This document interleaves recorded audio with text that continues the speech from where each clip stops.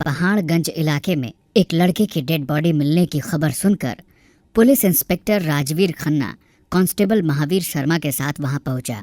उसने देखा लड़के के मुंह से झाग निकल रहे थे। लड़के की उम्र लगभग 26 साल के आसपास थी। उसके पास से पुलिस को कोई आईडी कार्ड या ऐसा कुछ नहीं मिला जिससे उसकी पहचान हो सके। कोई मिसिंग रिपोर्ट भी पुलिस में दर्ज नहीं हुई। इसलिए पुलिस को ये पता लगाना मुश्किल हो गया था कि आखिर ये लड़का कौन था और इसका मर्डर किसने किया था। उधर दिल्ली यूनिवर्सिटी में पढ़ने वाली वैशाली और उसके दो दोस्तों माधव और सौरभ को ये समझ में नहीं आ रहा था कि आखिर उनका तीसरा दोस्त अभिषेक पिछले 2 दिन से कॉलेज क्यों नहीं आ रहा था। क्या तुम लोग अभिषेक के बारे में पता नहीं लगा सकते? कैसे दोस्त हो तुम? अगर ऐसा है तो तू खुद क्यों नहीं पता लगा लेती? वो तेरा भी तो दोस्त था।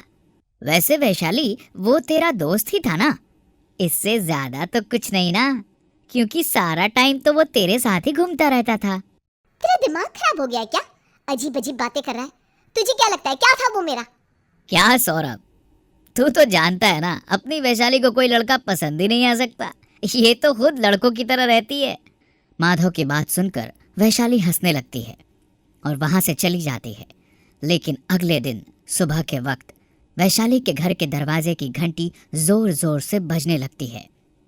आवाज सुनकर वैशाली के पापा प्रकाश शर्मा दरवाजा खोलते हैं तो सामने पुलिस को देखकर हैरान रह जाते हैं। इंस्पेक्टर, आप यहाँ? आपकी बेटी वैशाली कहाँ है? बात क्या है सर? क्या किया मेरी बेटी ने? घबराइए मत, आपकी बेटी ने कुछ नहीं किया है। हम तो बस उससे कुछ पूछने आए हैं। तभी वैशाली अपने कमरे से निकलकर बाहर आ जाती है।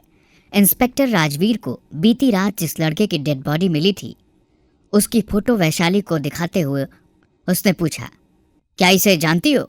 सामने अभिषेक की फोटो देखकर वैशाली के रोंगटे खड़े हो गए। ये तो अभिषेक है सर, मेरा दोस्त। ये क्या हो गया इसे? आप आखिरी बार अभिषेक से कब मिली थी? कुछ बता सकती हैं? इसके साथ ये सब किसने और क्यों किया होगा? नहीं सर, मुझे नहीं पता। मैं बस अभिषेक से कॉलेज में मिलती थी। ज्यादा कुछ नहीं पता मुझे इसके बारे में। हाँ, ये बनारस का रहने वाला है, बस इसके अलावा कुछ नहीं जानती। जहाँ इसका मर्डर हुआ वहां से कुछ दूर इसका मोबाइल फोन मिला था और उसमें आपका नंबर लास्ट डायल था, इसलिए सोचा आपसे पूछा जाए। वैशाली को अभिषेक की मौत का बहुत गहरा दुख था। कुछ दिनों तक वो कॉलेज नहीं गई। प्रकाश शर्मा अपनी बेटी की हालत देखकर बहुत परेशान थे। पुलिस ने वैशाली को बताया था कि अभिषेक का मर्डर किसी ने उसे जहर देकर किया था, लेकिन वो कौन था इस बारे में पुलिस पता नहीं लगा पाई। अभी कुछ ही दिन बीते थे कि एक और जवान लड़के की बॉडी दिल्ली के वजीरपुर इलाके में ठीक उसी हालत में मिली जिस हालत में अभिषेक की बॉडी मिली थी। एक के बाद एक मिल रही लाशों ने पुलिस के होश उड़ा दिए थे। पुलिस की समझ में नहीं आ रहा था आखिर ये काम किसी सीरियल किलर का था या फिर ये मर्डर किसी और ही तरफ इशारा कर रहे थे। इस बार जिस लड़के की बॉडी पुलिस को मिली उसे भी जहर देकर ही मारा गया था। इस लड़के के शरीर पर भी कोई आईडी कार्ड नहीं था और इस बार पुलिस को इसका मोबाइल फोन भी बरामद नहीं हुआ। लड़के की बॉडी को पोस्टमार्टम के लिए भेजा गया। पुलिस को एक और जरूरी बात पता चली और वो ये थी कि मर्डर से ठीक पहले शायद लड़का किसी लड़की के कांटेक्ट में था, क्योंकि उसके कपड़ों से फीमेल परफ्यूम की खुशबू आ रही थी। सर, इतना तेज परफ्यूम है ना कि अभी तक लड़के के कपड़े महक रहे हैं। मुझे याद आ रहा है महावीर, अभिषेक की बॉडी जब मिली थी तब भी शायद इसी तरह की स्मेल उसके कपड़ों से आ रही थी। नहीं सर, स्मेल तो उसके कपड़ों से आ रही थी और वो भी फीमेल परफ्यूम की, लेकिन वो इस स्मेल से अलग थी। तुम्हारा कहने का मतलब है दोनों ही लेडीज परफ्यूम है लेकिन अलग अलग? जी सर, लगता है किलर जो भी है उसे परफ्यूम का काफी शौक है, हर बार नई खुशबू। इससे पहले कोई और इसका शिकार बने हमें इसे पकड़ना होगा महावीर। ये कातिल जो भी है इसका कोई न कोई मोटिव जरूर है। बिना इरादे के कोई ऐसे एक के बाद एक मर्डर नहीं करता। इंस्पेक्टर राजवीर और कांस्टेबल महावीर दोनों ही इन मर्डर के केसेस को सुलझाने में लगे हुए थे और तभी सेकंड मर्डर से जुड़ी एक इम्पोर्टेंट इन्फॉर्मेशन इंस्पेक्टर के हाथ लगी और वो थी लड़के की शर्ट पर लगा टेलर का वो पेज जिस पर टेलर का नाम लिखा था। इंस्पेक्टर ने जब वो शर्ट टेलर को दिखाई तो उसने एक जरूरी सुराग पुलिस को दिया। ये शर्ट तो मैंने दिल्ली यूनिवर्सिटी के स्टूडेंट्स के एक इवेंट के लिए बनाई थी सर, वहीं से ऑर्डर आया था। ये खबर पता चलते ही इंस्पेक्टर राजवीर और कांस्टेबल में यूनिवर्सिटी कैंपस के हर एक डिपार्टमेंट में उस लड़के की तस्वीर दिखाई। बारीकी से उसके बारे में पूछताछ की गई, लेकिन आखिर में पता चला कि वो लड़का दिल्ली यूनिवर्सिटी का स्टूडेंट था ही नहीं। अब पुलिस के सामने ये गुत्थी और भी ज्यादा उलझ गई थी कि आखिर ये लड़का दिल्ली यूनिवर्सिटी में नहीं पढ़ता था तो ये शर्ट उसके पास कैसे पहुंची। मामला पहले से भी ज्यादा पेचीदा हो गया था।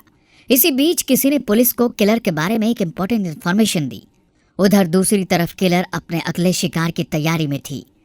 ये एक अपार्टमेंट था जहां पर एक लड़का और लड़की एक दूसरे के साथ इंटीमेट पोजीशन में थे। लड़की बड़े ही प्यार से लड़के को किस कर रही थी। लड़की ने धीरे से लड़के के कानों में आई लव यू कहा। लड़का अपनी जगह से उठा और अपने हाथों में शर्ट लेकर उसने लड़की की तरफ देखा।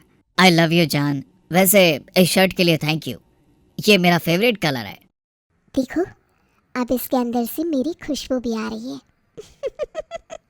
मुझे तुम और तुम्हारी खुशबू दोनों ही बहुत पसंद है।